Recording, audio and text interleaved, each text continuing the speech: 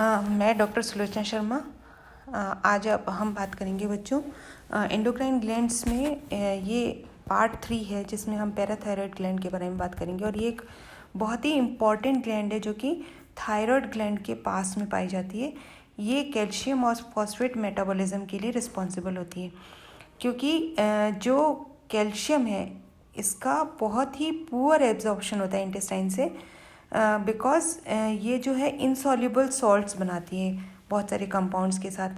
और एक bivalent cation होता है जो कि पुअरली एब्जॉर्ब किया जाता है। इस वजह से ये बहुत ही इंटेस्टाइन से इसका पुअर एब्जॉर्प्शन होता है। और फॉस्फेट जो है अदर हैंड इसका जो एब्जॉर्प्शन है वो बहुत ईजी होता है।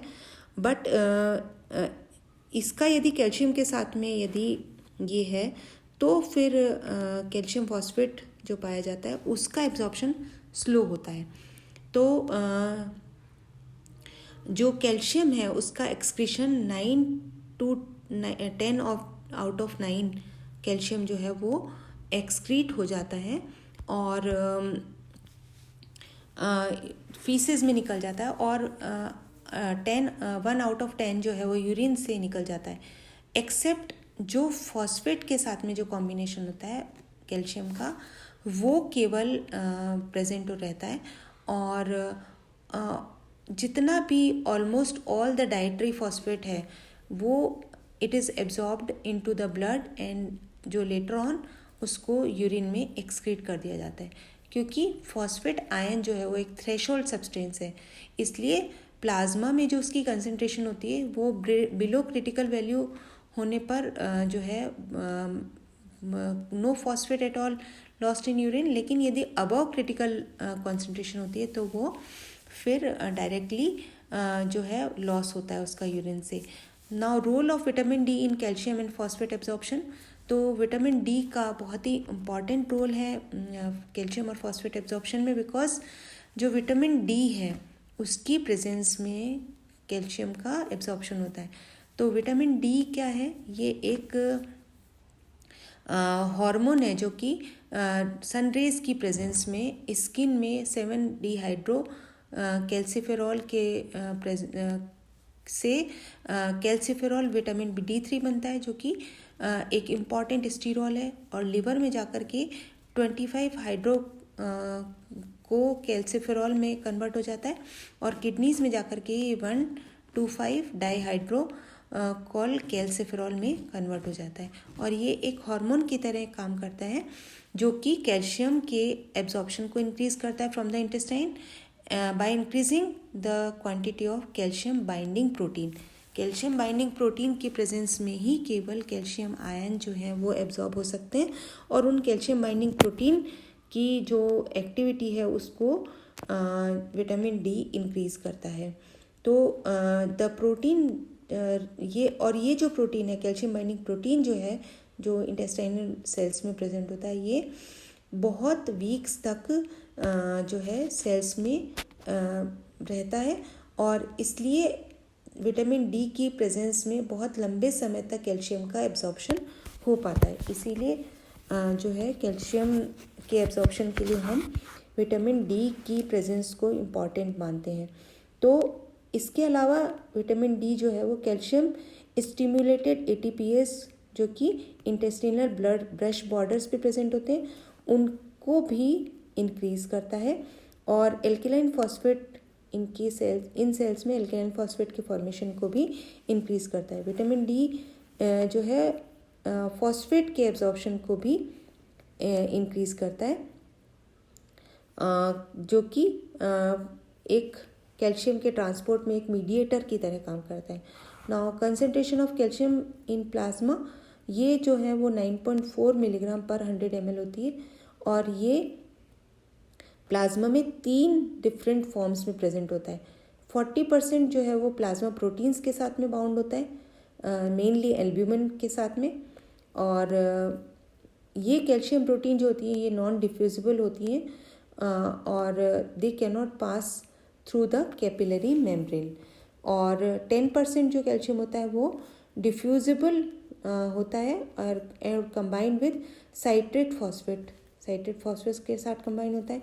50% कैल्शियम जो होता है वो डिफ्यूजिबल भी होता है और आयोडाइज्ड भी होता है। ये आयोनिक कैल्शियम जो है सारे जितने भी मोस्ट इम्पॉर्टेंट फंक्शंस होते हैं कैल्शियम के बॉडी में वो करता है।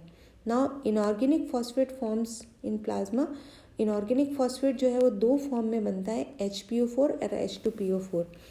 HPO4 जो है पीएच का जो ब्लड जब एसिडिक हो जाता है तो रिलेटिवली H2PO4 इंक्रीज होता है और HPO4 डिक्रीज होता है, और जब पीएच एल्कलाइन हो जाता है तो ठीक इसके उल्टा होता है। नाउ एवरेज फॉस्फोरस लेवल जो है वो 3 to 4 मिलीग्राम पर 100 ml एडल्ट्स में पाया जाता है। Now composition of and formation of bone.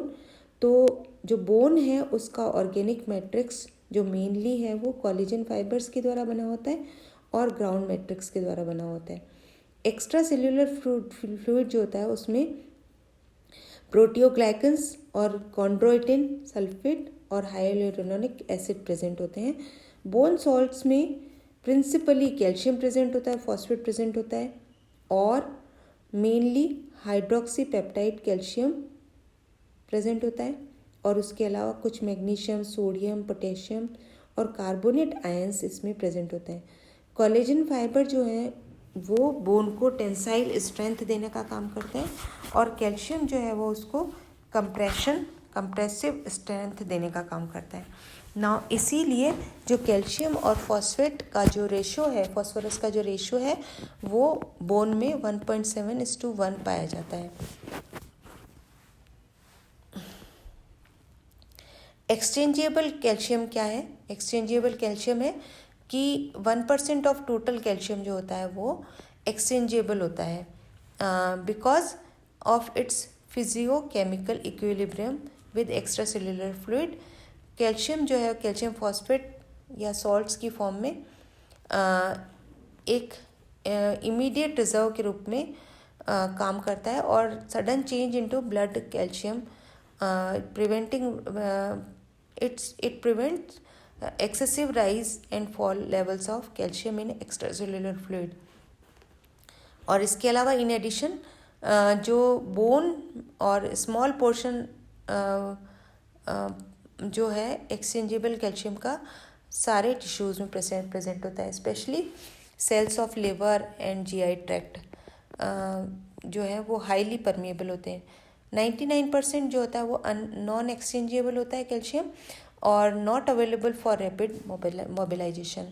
Now parathyroid से एक हार्मोन निकलता है जिसको हम पैराथॉर्मोन कहते हैं।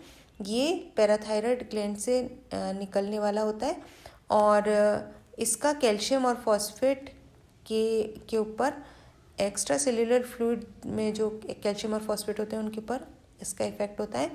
It increases the concentration of calcium in extracellular fluid due to increased absorption of calcium from the bones and reduced excretion through the kidneys। Parathormone जो होता है it causes decrease in phosphate concentration of extracellular fluid because of excessive phosphate excretion through the kidneys। Now effect of parathyroid hormone on the bones पे इसका क्या effect है कि it causes increase absorption of calcium and phosphorus from bone by 2 phases, rapid phase और slow phase. तो इस तरह से। और now mechanism of action of parathormone क्या है कि it is mediated through cyclic AMP because it increases cyclic AMP concentration in the osteoclast cells, renal cortex और other target cells. Now regulation of secretion, जैसे ही calcium का concentration blood में बढ़ता है वैसे ही पैराथॉर्मोन जो है वो उसको रेगुलेट करता है। नाउ विटामिन डी क्या है?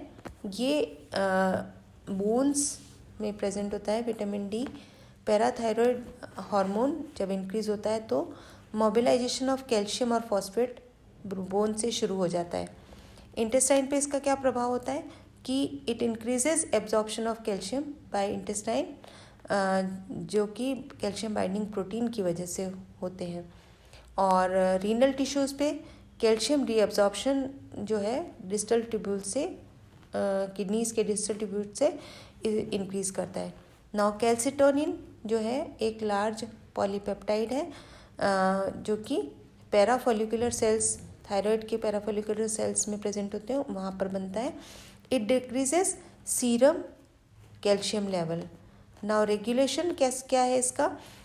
Increase in serum calcium stimulates secretion of calcitonin, which provides second feedback mechanism for regulating serum calcium concentration, which work exactly opposite to the parathyroid hormone.